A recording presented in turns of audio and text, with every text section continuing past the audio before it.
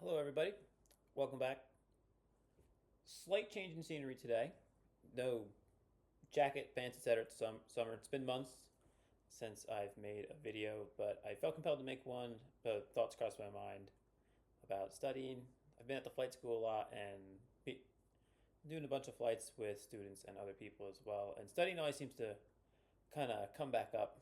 We'll say it likes to rear its ugly head because we all know we like to fly airplanes on in the air, but there's a lot of groundwork as well that's involved with it.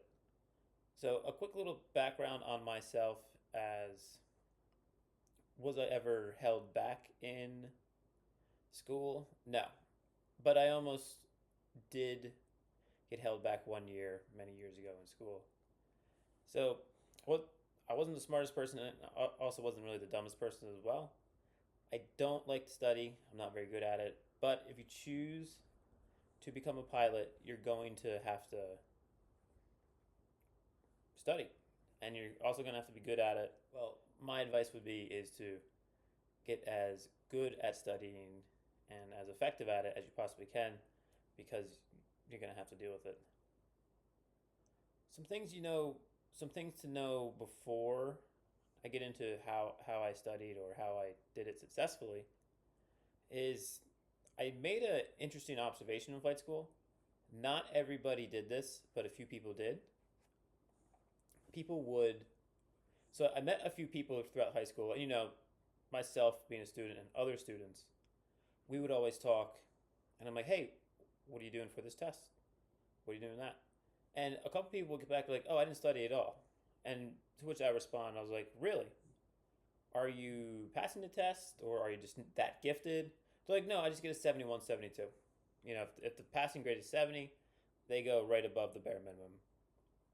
So the interesting point to this whole video, I'll say this once, is you actually don't have to study. I've met people who don't even bother studying, take the test, whatever written test that may be for being a pilot, and they then, hold on, what are you doing? Hey. And they then will, you know, just get a minimum passing grade and decide that's good enough. So you could wing it, if you're looking at a written test and you're like, oh man, this is a lot of stuff to memorize, you could certainly just try and take the test. I wouldn't really advise it. I will say this: everybody I've met who took that route had a connection at an airport and had a connection to get hired as a pilot. So be mindful that if you do choose to do that and you have a connection, you're probably pretty good. But you should probably shoot to have better grades if you don't have connections at airports. And you're just going to have to rely on a skill set to get hired rather than a favor, or maybe not a favor, but just somebody you know. I believe that's a saying as well. It's not what you know, it's who you know. Anyway, also another thing I've learned throughout flight school is the brain can be like any other muscle out there. So let's say you work out and your bicep muscle, your bicep can only do so many little curls or whatever before it needs to rest. Your brain is the same way. It can absorb the material, it can study it, but it can only take on so much. So you have to recognize, where is this point where the studying, the things I'm trying to memorize just isn't going in anymore. If you can figure out where your brain has taken in information and it decides it no longer wants to take that information in, that's a good sweet spot right there. You can make observations as you excel through flight school. How much studying is too much, not enough, and just right. And you can always ride that line of just right, which is another recommendation of mine. But your brain only has so much mental bandwidth it can, apply to task. So if you're working two jobs on top of flying and on top of studying for the ground stuff of flight school, your brain's only going to be able to give 10% mental bandwidth to studying, because it's just 90% is taken up with other jobs and obligations. Some of the most effective flight school studiers are the ones who recognize this and they allot mental bandwidth to fulfill whatever they need to do to study and or memorize the material. I get that life gets in the way and everything, so it's always a balance. But just know if you're very, very busy outside of flight school, work, family, etc., whatever, it's gonna, though, that mental bandwidth is gonna be used up and it's gonna be more difficult to memorize things. Something else you should know as well is, and this is one of my favorite sayings, if we've flown together, you've heard me say something like this, but flight instructors, just like student pilots, are like snowflakes. No two are alike. So if no two are alike with flight instructors, that means each of them are going to have different ways to do it. Your flight instructor, you as a student pilot will eventually ask your flight instructor on recommendations on how to study. And the flight instructor will certainly give you his opinion. I'm giving you my opinion right now. But just understand that, some flight instructors' opinions on how to study and others differ. And you as a student, same thing. The most effective manner on studying, it's going to differ. So, for example, I have a smarter, not harder technique, which benefits me. Other people have a harder, not smarter technique. I once asked my flight instructor from the past, I was like, hey, how can I prepare for my instrument test? He said, just don't sleep, study all night. Done. And I'm just, I'm thinking back to mental bandwidth in my brain. I was like, when's my brain going to rest? That's going to be too much studying for me. So, anyway, I thought that was poor advice. And I'm not really a big fan of cramming prior to test dates or check rides as well. So, how did I study and how did I get myself through flight school? And just understand that when I decided to become a pilot, I had a full-time job. And it wasn't necessarily a desk job, but I was driving around through parts of the state. And so, my hands were occupied. I was driving, I was focused on the road, etc. And I would stop at the checkpoints to do my job. And probably once every 15 minutes for a whole day. Random story as well. Midway through flight school, I had made friends with somebody, and I'm very thankful for this. He would let me fly his airplane with him and log time. That was a time where I was also quite busy. Just keep that in mind. So anyway, I was working full time, and I was looking at the preparations I would have to make to pass my test, and I had started to, with the written test, if I get a question right on the practice exam, it's good. And if I got it wrong, I would write it down on an index card. I would take the questions I got wrong, write them down, which helps me, understand them, memorize them, etc. Writing rather than reading. And then I would just take those cards with me everywhere.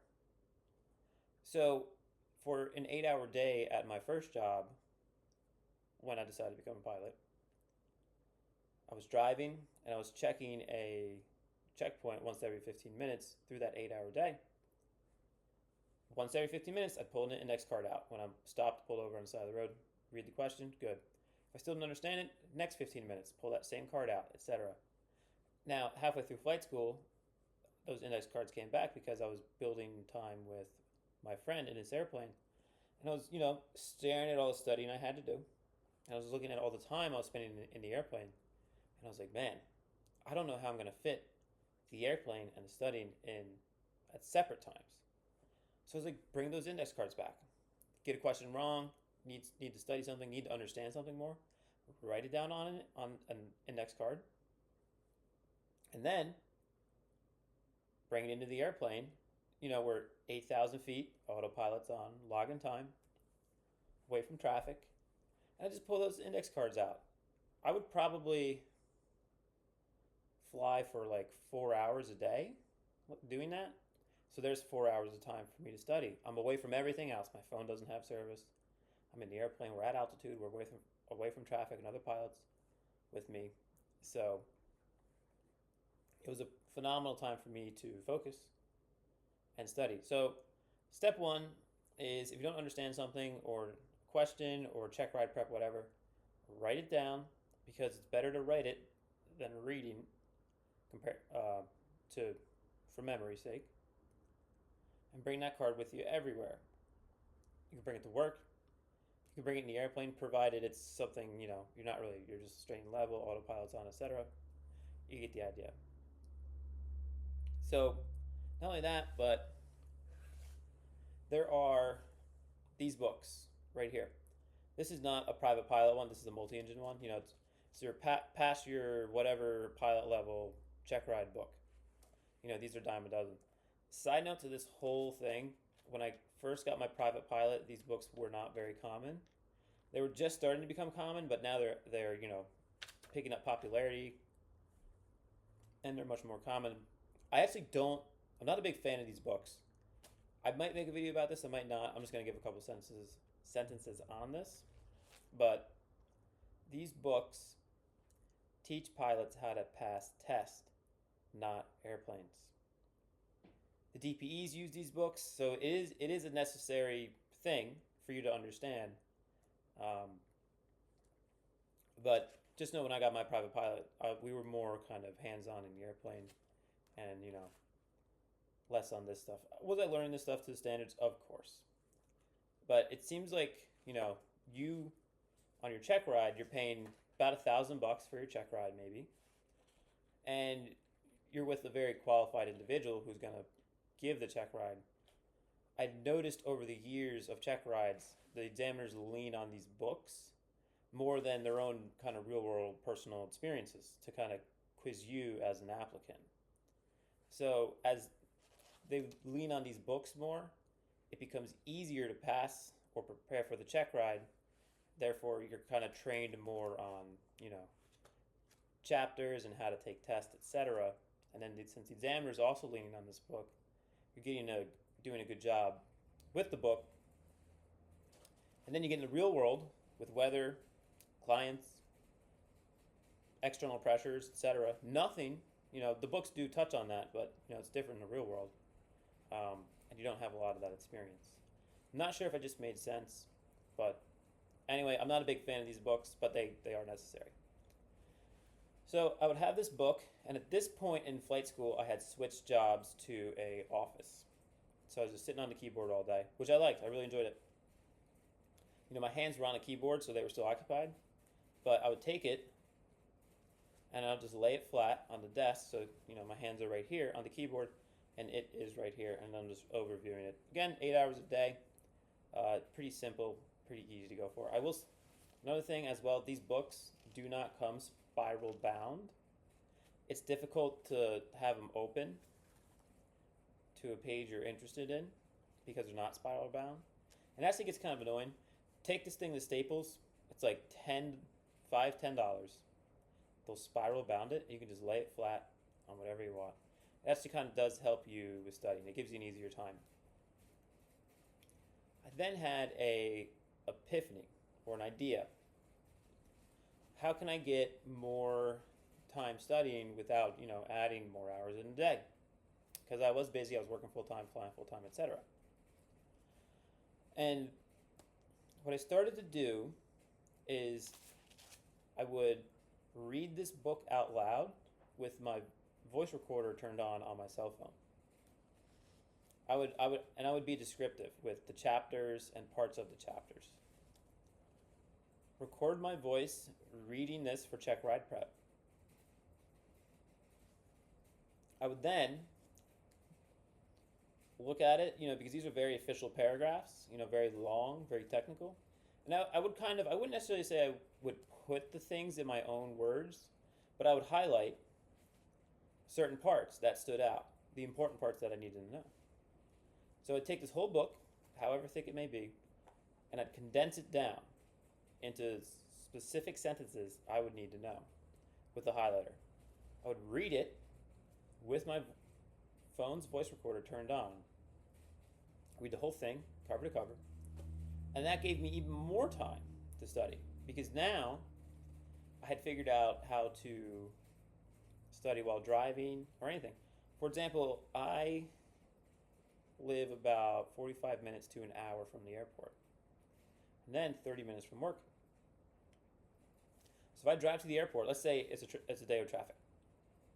So when I drive to the airport, 1 hour each way and back, it's 2 hours.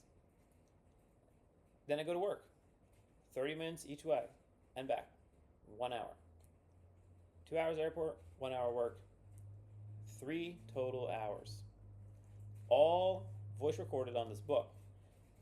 So there's 3 hours in a day that I could just listen. I would drive my car, hear my voice, hear a question, pause it, answer it, then unpause it, let the answer come through. And that right there was a huge game changer. You're going to notice when you are you'll notice when you're preparing for your check ride, it's one thing to read in your head about things, but the check ride, there is a verbal portion. So all those things you know mentally in your head that you've read, you have to verbalize. That oral section of the check ride is a conversation format. So the more things you can do to get yourself out of the internal thoughts in your head into a external conversation format with being tested on this material, the better. So creating a book on tape, we'll say, with this book is huge, and I recommend that everybody do it. Drive to the airport, listen to your voice, hear a question, pause it, answer the question, so on and so forth. It really did create a massive difference. And that way, when you hit your check ride on the verbal portion, you're used to hearing the questions with your ears. And then you can answer, with the examiner, because there's always that hump. As soon as that examiner starts talking about questions, you can kind of answer them, but it's going to be weird because the thoughts in your head, but you have to have a verbal format with the questions. Something else I did to study as well was, so reading this book is one thing. I just went online and would watch YouTube videos. I'd type in private pilot check ride, instrument check ride, commercial check ride. There are mock oral check rides on YouTube. You can watch those videos. The person's going to ask a question. You can pause it and you can answer the question. You get a question wrong, write down the right answer. Look up the right answer, because that's another thing. During your check ride, you're allowed to look up information. So if you go on YouTube and watch a video of a mock private pilot check ride, and somebody says, hey, do I need a radio station license to operate outside the U.S.? You can pause it, pretend you're in a check ride, say, I don't know, let me look that up. And you can look it up. So not only are you studying, but you're also kind of familiarizing yourself with that verbal check ride format as well. A bulk of my check rides were a few years ago. So I know AI is very helpful nowadays. I've never used it, I've never done it. So maybe that is another thing as well. Matter of fact, I think if I was a student pilot right now, I think that, I don't even know how it works, but I think you could use AI as a DPE examiner to help prepare yourself as well. Anyway, that's how I personally got through all of it, is index cards, these books. I created a book on tape with these. I would write things down, and I would just study constantly. I will say this, I was doing a light, continuous level of studying instead of a heavy, long duration. I wasn't really buried in the books for hours in a day.